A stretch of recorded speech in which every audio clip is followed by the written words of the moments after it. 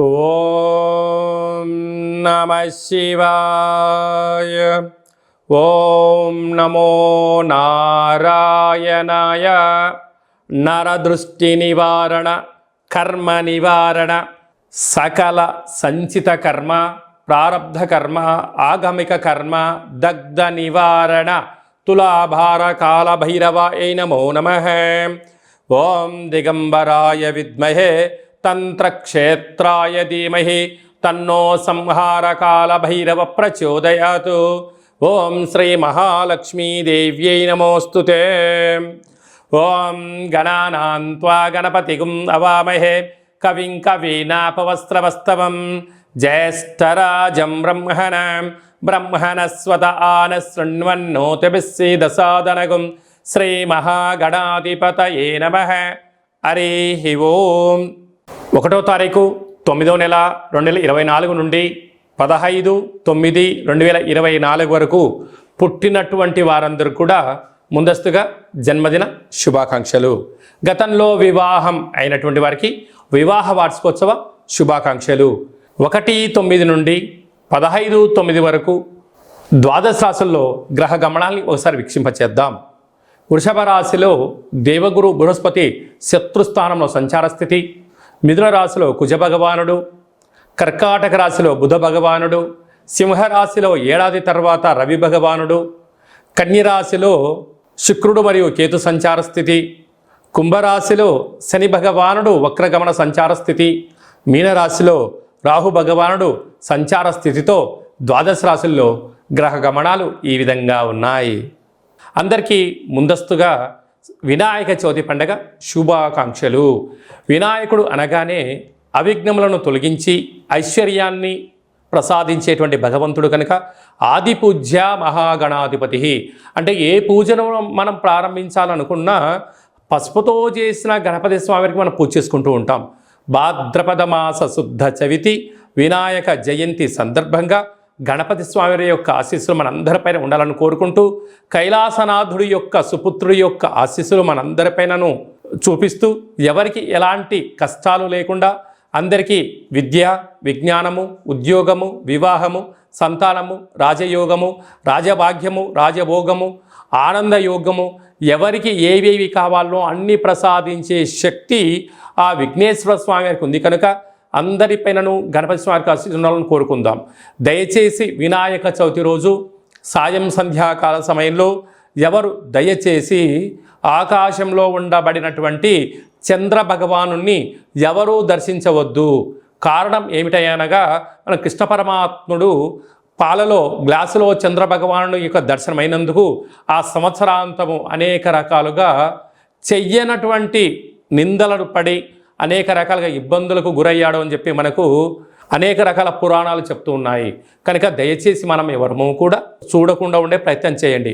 పరిస్థితుల ప్రభావం చేతనో ఏదో పరిస్థితుల ప్రభావం చూసినట్లయితే దగ్గరగా ఉండబడినటువంటి గణేశ స్వామివారి యొక్క మండపం దగ్గరికి వెళ్ళి ఆ అక్షంతలు వేసుకొని స్వామివారికి మనసారా దండం పెట్టుకోగలిగినట్లయితే ఆ యొక్క చంద్ర దర్శన దోషం తొలగిపోతుందని చెప్పి గమనించగలగాలి. వీలైనంత వరకు కలుషితము కానటువంటి, అంటే రసాయనిక రంగులతో తయారు చేసినటువంటి వినాయకుడిని కాకుండా ఆర్గానిక్ సహజ సిద్ధమైన రంగులను ఏర్పాటు చేసినటువంటి గణపతి స్వామిని పూజించుకుందాం. భావి తరాలకి, అంటే రాబోయేటువంటి రోజులలో కలుషితము లేనటువంటి చెరువులను కాపాడుకుందాం. ఎందుకనగా చెరువులో వేయడం వలన నీరు కలుషితమవడం, అందులో ఉండబడినటువంటి జలరాశులు అంటే చేపలు కానీ, కప్పలు కానీ, అనేక వానపాములు కానీ అవి మరణించకుండా కాపాడుకునే బాధ్యత మన అందరిపైన ఉందని చెప్పి కూడా గమనించగలగాలి. అలాగనే సంపూర్ణంగా మనము ఈ యొక్క గరికను, ఫలాలను, పత్రాలను, పుష్పాలను భక్తితో పూజ చేసుకుందాం. గణపతి స్వామికి ఆశీస్సులు పొందుదాం. అనేక మందికి ఆదర్శంగా ఉందామని చెప్పి కూడా గమనించాలి.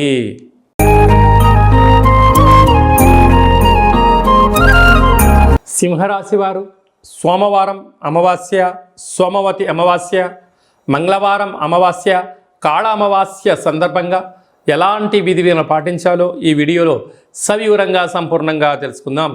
సింహరాశిలో ఏ నక్షత్రాలు వస్తాయనగా మఖా నక్షత్రంలోని 4 పాదాలు, ఉబ్బా నక్షత్రం 4 పాదాలు, ఉత్తరా నక్షత్రంలో ఒక పాదం కలిపితే సింహరాశి అవ్వడం జరుగుతుంది. అలాగనే చాలామందికి పుట్టినటువంటి కాల సమయంలో డేటా ఆఫ్ బర్త్లో లేనటువంటి కారణం వలన పేరు యొక్క మొదటి అక్షరాన్ని అనుసరిస్తూ ఆ రాశిని తెలుసుకునే ప్రయత్నం చేద్దాం. మా, మీ, ము, మే, మో, టా, టీ, టు, టే అక్షరాల వారందరూ కూడా సింహరాశి జాతకులే. సింహరాశి యొక్క అధిపతి రవి. వీరికి విశేషమైనటువంటి నరదృష్టి, శత్రు ప్రభావం అధికంగా ఉండడం, ఈ రాశిలో ఉండబడినటువంటి నక్షత్రం మఖా నక్షత్రంలో సోమవారం రావడము, ఆ తదుపరి నక్షత్రం పుబ్బా నక్షత్రంలో సింహరాశిలోనే ఉంటుంది. ఆ రోజు మంగళవారం రోజు అమావాస్య రోజు రావడం, అలాగనే రాశాధిపతి రవి స్వక్షేత్రకంగా ఉంటూ ఉండడం, అలాగనే ఏకాదశి స్థానంలో లాభస్థానంలో కుజుడు సంచారం చేయనప్పుడు వీళ్ళు అనేక రకాలమైనటువంటి శత్రుబాధ, ఈతిబాధ, నరదృష్టి, దుష్టగ్రహాల యొక్క పరిస్థితి ఉంటుంది కనుక వీటిని తొలగించుకునే మానవ ప్రయత్నం చేసుకోగలగాలి. కనుక ఈ అమావాస్య రోజున ఒక తెల్లటి గుమ్మడికాయను కానీ, కొబ్బరికాయను కానీ, ఎర్రటి గుమ్మడికాయను కానీ సగభాగాన్ని కట్ చేసి ఇంట్లో పూజా మందిరంలో కానీ మన యొక్క గృహ ఆవరణలో పసుపుతో, బియ్యం పిండితో అష్టదళ పద్మాన్ని వేసి, ఉప్పును పోసి, తెల్ల ఆవాలను పోసి ఈ గుమ్మడికాయను పెట్టి 8 రకాల ఒత్తులు పెట్టి వెలిగించి కూష్మాండ దీపం దగ్గర కాళభైరవ స్వామి వారి యొక్క అష్టోత్తరాన్ని చెప్పుకొని, అలాగనే మనసులో కోరికను కోరుకొని ఆ దీపానికి యథాశక్తిగా నైవేద్యంగా ఏర్పాటు చేసుకొని, అంటే పులగం కానీ, దద్దోజనం కానీ, చక్కెర పొంగలి కానీ, అటుకులు బెల్లం లాంటివి నైవేద్యంగా ఏర్పాటు చేసి ఈ యొక్క దీపాన్ని, ఈ యొక్క ప్రసాదాన్ని చాకలి వాళ్లకు దానం చేయగలిగినట్లయితే అద్భుతమైనటువంటి అదృష్టం సింహరాశి వారి సొంతం అని చెప్పి గమనించాలి. అలాగనే ప్రభుత్వ ఉద్యోగస్తులు, ప్రభుత్వ ఉద్యోగంలో ఉండబడేవారు, సాఫ్ట్వేర్ హార్డ్వేర్ ఉద్యోగస్తులు, ప్రభుత్వ ఉద్యోగంలో నియమితులై ఉద్యోగ ప్రమోషన్ చేయాలనుకుంటున్న వారు, స్వయంవృత్తులు, సేవా రంగాలు, వ్యాపారంగ కార్యక్రమాల వారికి కొద్దిపాటి ఇబ్బందికరంగా ఉండినను మనోధైర్యం చేత, ఆత్మస్థైర్యం చేత ముందుకు వెళ్ళగలిగితే అదృష్టం సింహరాశి వారి సొంతం అని చెప్పి గమనించాలి. 2/9/2024 మనకు సోమవారం అమావాస్య, శ్రావణమాస అమావాస్య, అందులో మఖా నక్షత్రంతో కూడుకున్న అమావాస్య రావడం వలన సోమవతి అమావాస్య అంటారు. ఆ అమావాస్య సోమవారం అంతా సంపూర్ణంగా ఉంటూ 3వ తారీఖు ఉదయం 9 గంటల వరకు కూడా ఉంది కనుకనే మనకు మంగళవారం కూడా అమావాస్యగా పరిగణించగలగాలి. కనుక శ్రావణమాస అమావాస్య సందర్భంగా కాళ అమావాస్యగా మనము గమనించగలగాలి. వీలైనంత వరకు ఇంటిలో శుద్ధి పెట్టుకోవడం, మన జన్మ నక్షత్రం, మన జన్మతిథి, జన్మరోజు ఆ రోజు వచ్చినట్లయితే వీలైనంత వరకు నీటిలో ప్రయాణం చేయకపోవడం, వాయు ప్రయాణాలు చేయకపోవడం, విశేషమైన గొడవలకు దూరంగా ఉండడం, మౌనంగా ఉండే ప్రయత్నం చేయగలిగినట్లయితే మనకు దుష్టగ్రహాల యొక్క దోషం తగ్గుతుందని చెప్పి గమనించగలగాలి. వీలైతే కాలాన్ని శాసింపజేసే శక్తి కాళభైరవ స్వామి వారికి ఉంటుంది కనుక మనమందరము కూడా కాళభైరవ స్వామి యొక్క స్మరణ, ధ్యానము, కూష్మాండ దీపము, కాళభైరవ స్వామికి సౌభాగ్య ముడుపు కట్టుకొని హోమ కార్యక్రమంలో పాల్గొన్నట్లయితే మనకు అమావాస్య ఛాయలు, సోమవతి అమావాస్య ఛాయలు దోషం తొలగిపోతుందని చెప్పి కూడా గమనించగలగాలి. వీలైతే మీరు ఇంట్లో చేసుకోండి. కుదరకపోతే ఈ కింది నెంబర్ సంప్రదించినట్లయితే మన యొక్క దేవాలయంలో అమావాస్యకు విశేషమైనటువంటి కాళ అమావాస్యకు సంబంధించినటువంటి హోమ కార్యక్రమాలు జరుగుతాయి కనుక మీకు వాట్సాప్ కాల్ ద్వారా ప్రత్యక్ష ప్రసారాన్ని కూడా చూపించడం జరుగుతుందని చెప్పి గమనించగలగాలి. అలాగనే మనకు 7వ తారీఖున వినాయక చవితి పండగ కనుక మనమందరము కూడా ఆది పూజ్య మహాగణపతి స్వామి వారి యొక్క పూజా కార్యక్రమాలని యథాశక్తిగా మనకు ఎంత శక్తి కలిగితే అంత శక్తిగా స్వామివారిని పూజ చేసుకుందాం. కలుషితం లేనటువంటి, రంగులు లేనటువంటి, రసాయనం లేనటువంటి వినాయక స్వామిని పూజిద్దాం. స్వామివారికి అటుకులు, బెల్లము, ఉండ్రాళ్ళు, లడ్డూ నైవేద్యాన్ని ఏర్పాటు చేసుకుందాం. స్వామివారి యొక్క ఆశీస్సుల కోసం మనం అన్ని విధాల మానవ ప్రయత్నం చేద్దాం. దయచేసి చంద్ర భగవానుణ్ణి దర్శించవద్దు అని చెప్పి మీరు గుర్తుపెట్టుకోగలరు.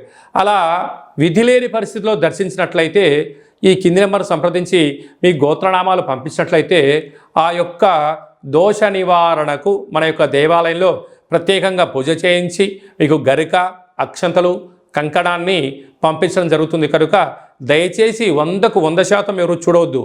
తెలియని పరిస్థితిలో చూసినట్లయితే ఈ కింద నెంబర్ సంప్రదించండి. మీకు మంచి సలహా సూచన ఇచ్చి అష్ట కష్టాలకు మనము కేంద్ర బిందువు కాకుండా అష్ట ఐశ్వర్యం స్వాగతం పలకడానికి ఏమేం కావాలో సలహాలు సూచనలు ఇవ్వడం జరుగుతుందని చెప్పి గమనించాలి. అలాగనే మనకు 11వ తారీఖు భాద్రపద మాస శుద్ధ అష్టమి బుధవారము జ్యేష్ఠ నక్షత్ర సందర్భము. ఇది చాలా ఒక 18 సంవత్సరాలకు ఒకసారిగా వచ్చేటువంటి బుధవారము జ్యేష్ఠ నక్షత్రము, అందులో అష్టమి తిథి రావడము. అంటే వినాయకుడికి ఇష్టమైన రోజు బుధవారము, బుధుడి యొక్క నక్షత్రము జ్యేష్ఠ నక్షత్రము, అందులో అష్టమి తిథి రావడం అనేది చాలా అరుదుగా వస్తుంటుంది. కనుక మనం అందరము కూడా తంత్ర వరసిద్ధి మహాగణపతి స్వామి యొక్క పూజ చేసుకున్నట్లయితే వీలైతే ఎక్కువ మంత్రాన్ని స్మరణ చేసి ఏదైతే మనం కోరుకుంటామో దాన్ని విజయం సాధించడం జరుగుతుందని చెప్పి గమనించగలగాలి. మంత్రాన్ని చెప్తాను, ఒకసారి నోట్ చేసుకోండి.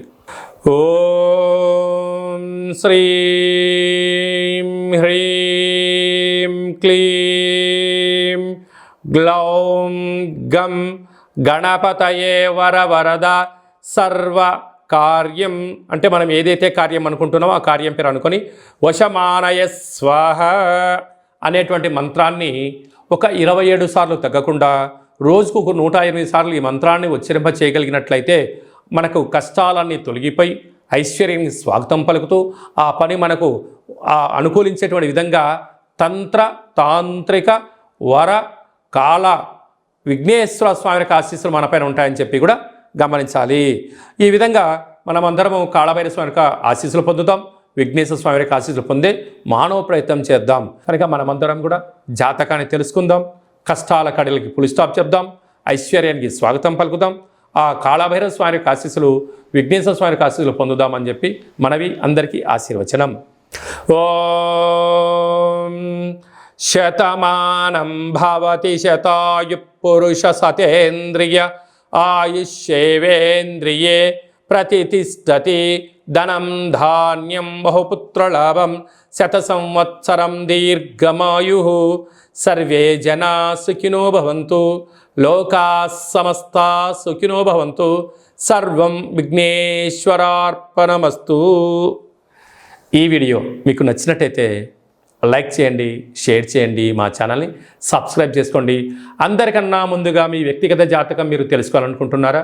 అందరికన్నా ముందు మీరు మంచి రోజులు ఎలాంటి విధులు పాటించాలో తెలుసుకోవాలనుకుంటున్నట్టయితే మా యొక్క ఛానల్ని సబ్స్క్రైబ్ చేసుకున్న తర్వాత గంట సింబల్ ప్రెస్ చేయండి, ఆల్ అనే బటన్ కూడా తెలియచేయండి.